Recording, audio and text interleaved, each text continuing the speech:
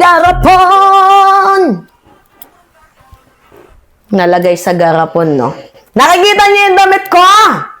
Never bring him home! Galit na naman yung mga DDS dito, oh.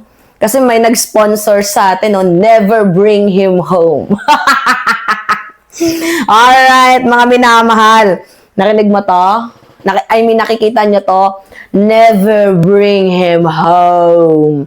Alright, so ngayon pag-usapan natin, ito ha, reaksyonan ko lang. Kodos pala sa simbahan na malapit dito sa Quezon City, Banawe. Kasi uminom ako kagabi ng Starbucks. Kasi nauhaw ako eh. Tapos sabi ko, Manong driver, pwede pababa ako dito sa Quezon City. Oo. Nadaanan lang talaga. Hindi ko talaga sadya na makita yung Office of the Vice President. Hindi ko naman alam na may opisina sila doon. So habang nagkakape ako ng SB kagabi, bigla akong merong nakita. As in, yung tapat lang mismo, mga minamahal, na OVP. Tapos, nandoon yung karton na pagmumukha ni Sara Duterte. Tapos, biglang, bibidyohan ko sana yung karton. Tapos, paglingat ko, wala na.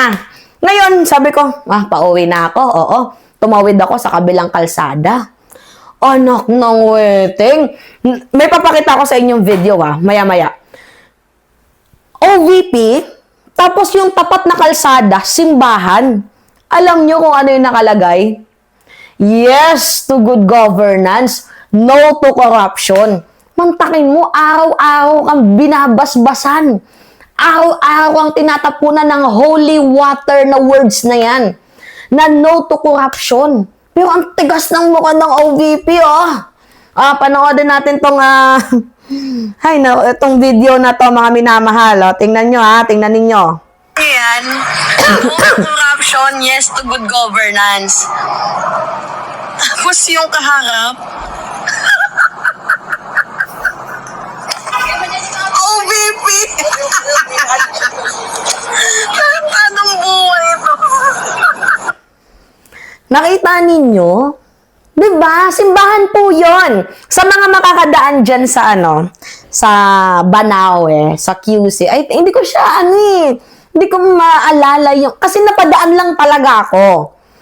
Gusto ko lang talagang magkape, tapos yung nabili ko yung venti, yung basta sa SB. Tapos, pagkakaalam ko, Banawe talaga yan sa QC. Simbahan. Tapos, OVP. Ang araw-araw silang binabasbasan ng holy water. I mean, holy word. No to corruption. Kaso matibay yung mukha ni Inday Matibay yung pagmumuka ni Vice President Sara Duterte. Wala Ayaw humarap Ay, paano natin malalaman na malinis itong si Sara Duterte? Tapos, mayroon pa siyang mga vlogger na, Diyos ko po, wagas kung magtanggol sa kanya.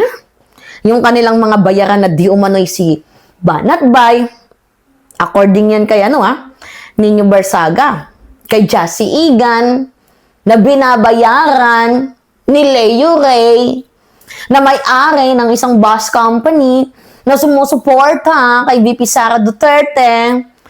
Itong si Leo Ray, best friend to ni FL Lisa. Hindi lang ata napagbigyan sa posisyon Kung ano-ano na yung sinasabi, ang daming hanas Oo. Hindi ka lang napagbigyan sa gusto mo, tinira mo na si FL. Siniraan mo na si First Lady.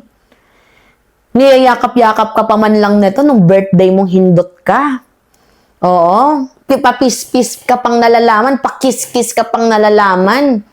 Sarap ikis-kis yung mukha mo, Leo Ray, dyan saan Oo, dyan sa himudpet ni Sara Duterte Kakahiya ka.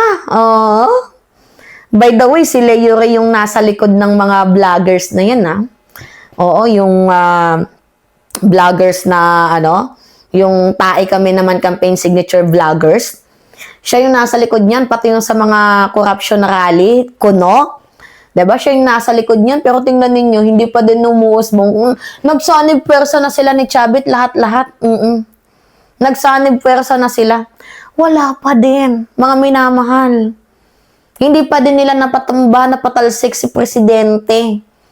Diba? Kahit anong gawin mo, Leo Ray.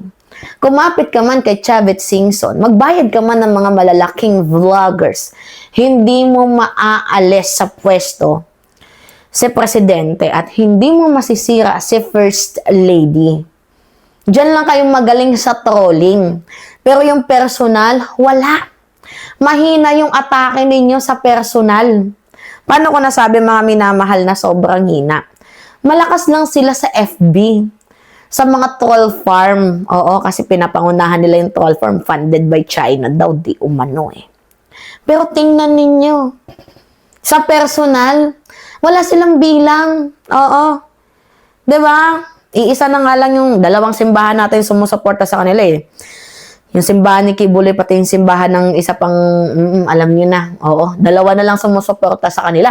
At saka yung isang simbahan, hindi naman lahat ng kaanib dyan or yung mga kapatid ay purong sumusuporta kay Sara. Diba? Kasi gusto pa din nila is yung accountability and transparency. Diba? Naglilikom lang sila ng numero. Pero kahit anong likom nila, wala talaga eh. Hindi talaga nila mapatalsik si Presidente. Kaya magdilang anghel ka na lang. Oo. Leo Ray na itong si Sara Duterte ay hindi ma-impeach para mapagbigyan ka sa pwesto na gusto mo. Kaso hindi ka nga napagbigyan ngayon, ang dami mo ng hanash kay First Lady. Una, best friend kayo, tas ngayon sasaksakin mo patalikod. Ano akala mo, hindi namin malalaman na ikaw yung nasa likod? Ng mga taeng campaign naman, signature rally na yan, yung mga rally ninyo sa, ano ba yon? Diba mga minamahal, yung mga rally nila dyan sa, oo, sa EDSA, yung mga hakbang maisog rally nila, akala mo, hindi namin malalaman yun, Leo Ray. Huwag kami. Hindi kami mga pinanganak kahapon. And by the way, going back dito nga po sa ating mga sa ating topic, natawa lang talaga ako kasi parang araw-araw silang binabasbasan. Mga minamahal. Oo. Nitong holy words na yes to good governance and no to corruption. Tapos nasa harap yung office of the Vice President.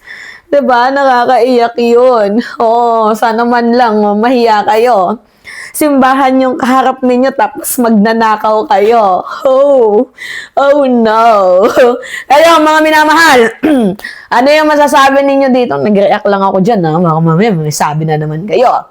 It's me again, Alicia ninyo. Nagbabalik muli para sa ating panibagong video. Pahingin lang ako ng comments, likes, and share. And also, don't forget to click the subscribe and always yung pong i-hit ang notification bell for more update. Maraming salamat at ingat, mga kababayan.